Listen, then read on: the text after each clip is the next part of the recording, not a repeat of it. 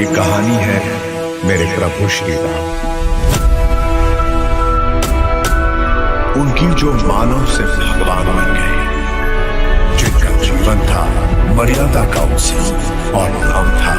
राघव। रामायण एक ऐसा महाकाव्य है जिसके बारे में हम बचपन से पढ़ते, देखते और सुनते आए हैं, लेकिन रामायण से जुड़ी ऐसी कई सारी अनटोल्ड या अनहर्ड स्टोरीज हैं जिनके बारे में काफी कम लोग जानते हैं। तो चलिए आज हम ऐसे ही रामायण की अनहर्ड स्टोरीज के बारे में बात करते हैं। तो सबसे पहली स्टोरी है हमारी राजा दशरथ से जुड़ी। तो क्या आप जानते हैं कि राजा दशरथ और माता कौशल्या के उनके चारों पुत्रों के जन्म से पहले एक बेटी भी थी जिनका नाम शांता था। काफी कम लोग इस बारे में जानते हैं कि राजा दशरथ की एक बेटी थी, यानी कि भगवान श्री राम की बहन श्री शांता, जो इन चारों भाइयों के जन्म से काफी साल पहले राजा दशरथ और माता कौशल्या के आंगन में पधारी थी। लेकिन एक बार जब माता कौशल्या की बड़ी बहन वर्षानी उनके पति राजा रोमपर, जो अंग देश के राजा थे, उनके साथ जब वे आई तब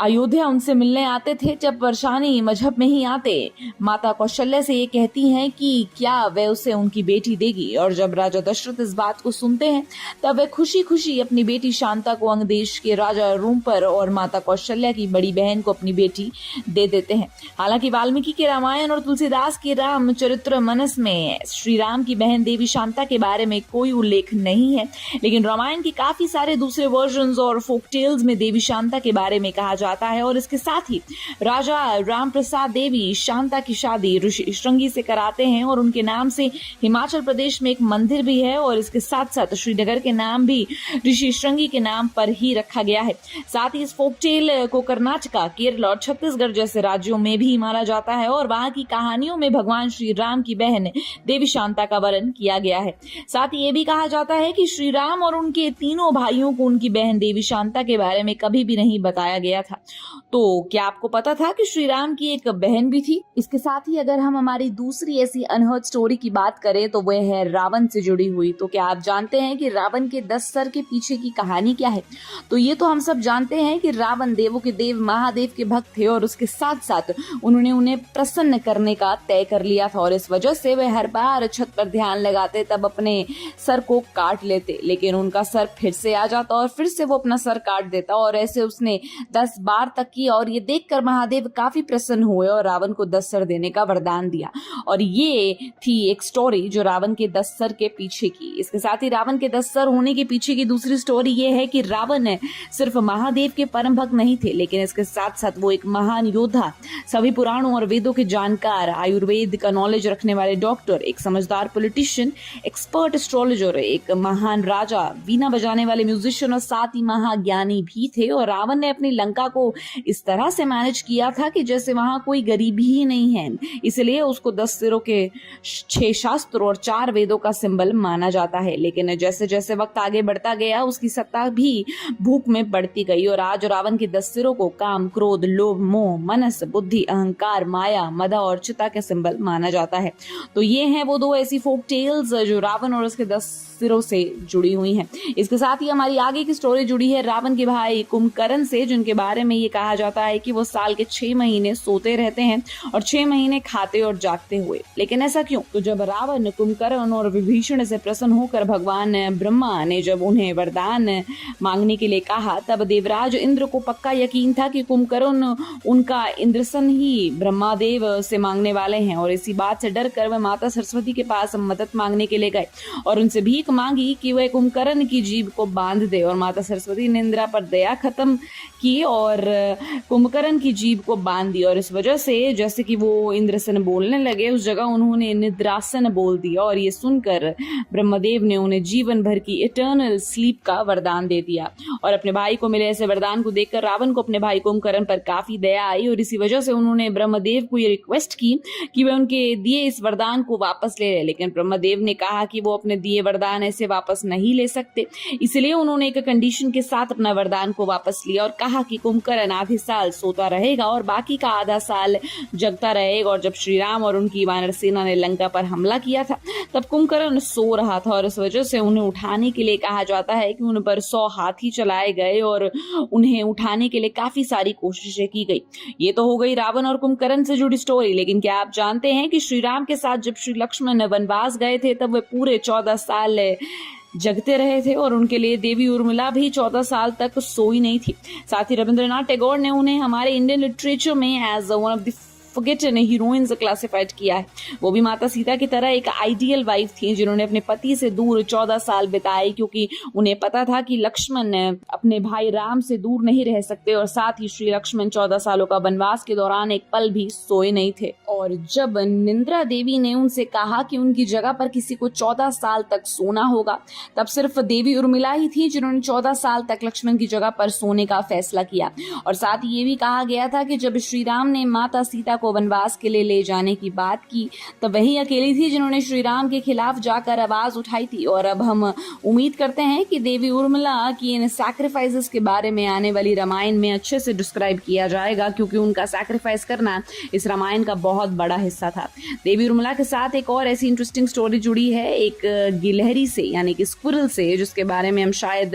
5th या 6th स्टैंडर्ड में हिंदी के पाठ में पढ़ा होगा। दरअसल जब श्री राम, लक्ष्मण और हनुमान जी अपने वानर सेना और बाकी सभी वॉरियर्स के साथ लंका तक जाने के लिए राम सेतु का निर्माण कर रहे थे, तब उनका साथ देने के लिए एक छोटी सी गिलहरी भी छोटे छोटे पत्थर उठाकर सबकी मदद कर रही थी। लेकिन बाकी के वानर उसका मजाक उड़ा रहे थे और उसे कह रहे थे कि वो यहाँ से भाग जाए वरना किसी बड़े पत्थर के नीचे आ जाएगी, और इस पर हंसने लगे थे। और ये सब सुनकर वह छोटी सी गिलहरी रोने लगी और भगवान श्री राम ये सब कुछ दूर से ही देख रहे थे। और उदास होकर गिलहरी श्री राम के पास जाती है और वानरों से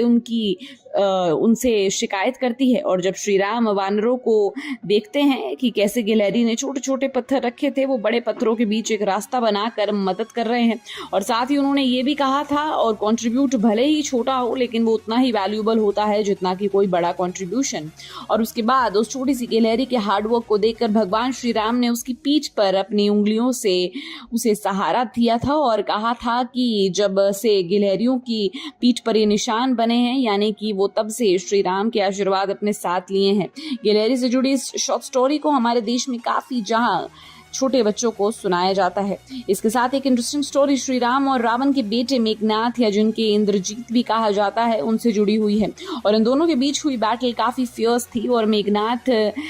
एक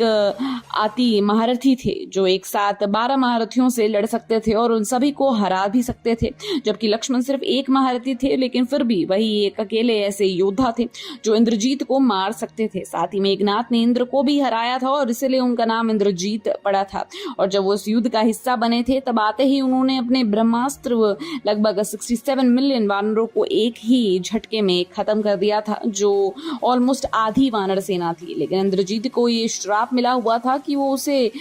आदमी मार सकता है जिसने 14 साल से कुछ खाया ना हो, वो सोया ना हो और किसी औरत का फेस ना देखा, और ये सारी चीजें लक्ष्मण के पास थी और इसी वजह से वही इंद्रजीत को मारने के लिए केपेबल भी थे। लेकिन उनका जो युद्ध था वो काफी भयंकर था, क्योंकि इंद्रजीत की मैजिकल पावर्स भी काफी स्ट्रॉन्ग थी, लेकिन लक्ष्मण ने कि अपने बड़े भाई श्री राम में विश्वास उससे भी ज्यादा स्ट्रॉन्ग था और इसी वजह से वो इंद्रजीत को हराने में सक्सेसफुल हो पाए थे। इसके बाद की स्टोरी जुड़ी हुई है भगवान श्री राम की डेथ से, जो हनुमान जी की वजह से इम्पॉसिबल हो रही थी, क्योंकि वो यम देवता थे, भगवान श्री राम के पास आने की नहीं दे रहे थे। और इस वजह से श्री राम ने हनुमान जी को डिस्ट्रैक्ट करने के लिए अपनी एक रिंग को छोटे से क्रैक में गीता दी और हनुमान जी से कहा कि वो जाकर उनके लिए ये रिंग लेकर जाएं। और जब हनुमान जी अपने छोटे से कद में आ गए और उस क्रैक से निकल गए, लेकिन वो इस क्रैक की दूसरी तरफ आए थे, तब उन्होंने देखा कि वो सीधा नागलोक में पहुंच गए हैं। और वहां जब उन्होंने नागराज वसुकी से पूछा कि क्या श्री राम की कोई रिंग यहाँ पर है,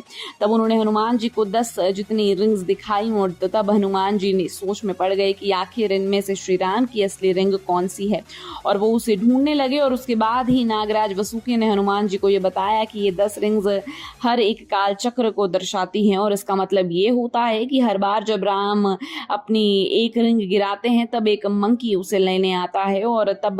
जब तक वह उसे वापस ले जाता है तब तक राम की डेथ हो चुकी होती है, और ये त्रेता युग है। कहा श्री राम और हनुमान जी हैं और जब तक हनुमान जी रिंग लेकर जाएंगे तब तक श्री राम की डेथ हो चुकी होगी और इससे हनुमान जी भी ये समझ गए कि कालचक्र के हिसाब से जिस किसी को जन्म हुआ है उसकी डेथ होनी जरूरी है। इसके साथ साथ हनुमान जी से जुड़ी एक और स्टोरी है जिसमें ऐसा कहा जाता है कि ऋषि वाल्मीकि ने तो रामायण लिखी ही थी लेकिन हनुमान जी ने भी रामायण लिखी थी। जी हाँ, बिल्कुल सही सुना आपने। हनुमान जी ने अपने शब्दों में पूरी रामायण को वर्णित किया है और जब इस बारे में ऋषि वाल्मीकि को पता चला तब हनुमान जी के पास हिमालयों के जंगलों में जाते हैं और उनका वर्जन देखने को कहते हैं और वहां जाकर देखते हैं कि हनुमान जी ने केले के पत्ते पर रामायण का अपना वर्जन लिखा हुआ है और उनके वर्जन की वोकैबुलरी, ग्रामर, मेलोडी और मंत्र इतना परफेक्ट था कि वाल्मीकि के आंखों में आंसू आ गए और उन्होंने सोचा कि अगर कोई हनुमान जी की लिखी रामायण पढ़ेगा तो उनकी लिखी रामायण को कोई पढ़ेगा ही नहीं। और इस बारे में जब हनुमान जी को पता चला तब उन्होंने उस केले के पत्ते जिस पर उन्होंने रामायण लिखी थी